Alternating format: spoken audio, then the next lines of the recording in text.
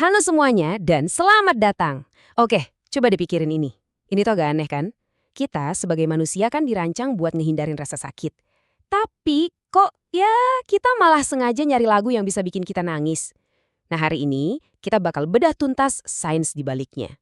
Coba bayangin deh situasinya. Kamu lagi di kamar, sendirian, di luar mungkin lagi gerimis. Hati rasanya berat banget.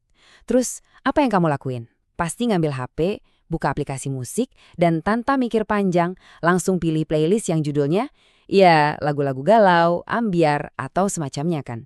Ngaku aja deh. Dan ini bagian anehnya, setelah beberapa lagu, setelah mungkin netesin air mata dikit, kamu bukannya makin sedih, malah ngerasa lega, plong gitu. Rasanya lebih ringan. Nah, ini bukan sulap, bukan sihir loh. Ini semua ada penjelasan ilmiahnya. Yuk kita bongkar bareng-bareng. Oke, kita mulai dari bagian pertama. Paradoks musik sedih.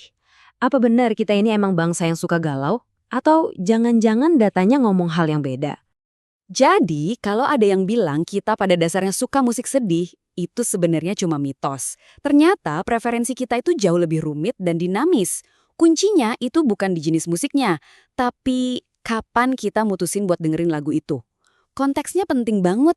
Nah, data ini bukti nyatanya. Coba lihat deh. Bedanya jauh banget kan? Waktu kita lagi fokus kerja atau belajar, cuma sekitar 22% yang milih lagu sedih.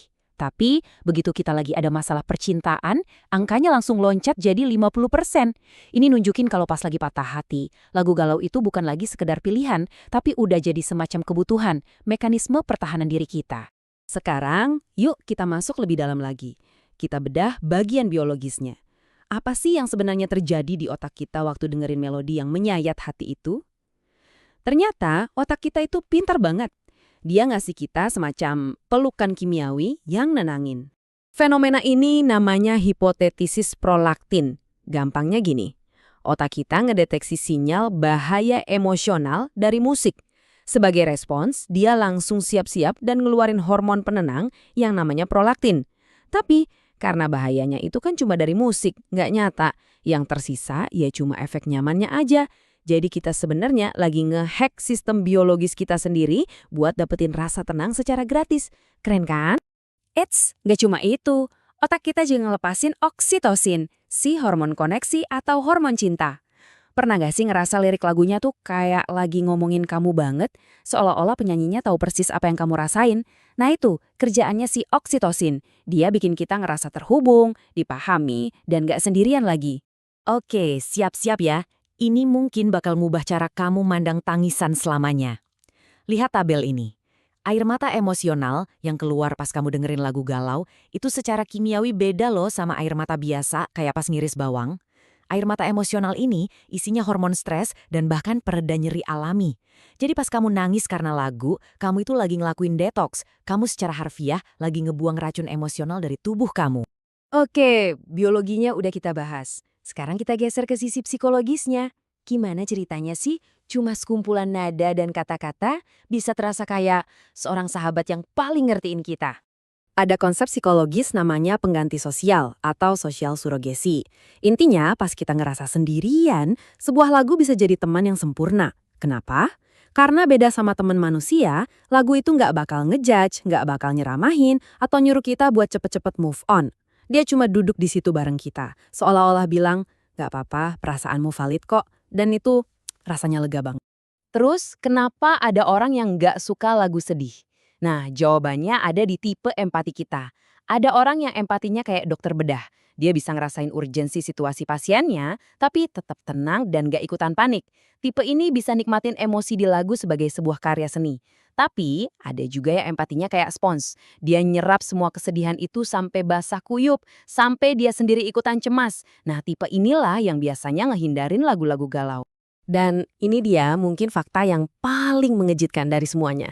Sebuah penelitian nemuin buat 76% orang, emosi utama yang mereka rasain pas dengerin lagu sedih itu bukan sedih, tapi nostalgia. Perasaan pahit manis pas nginget masa lalu. Jadi, kita sebenarnya bukan lagi nikmatin rasa sedihnya, tapi kita lagi nikmatin keindahan dari kenangan itu sendiri. Analogi paling pas buat ngejelasin ini adalah coklat hitam atau kopi pahit.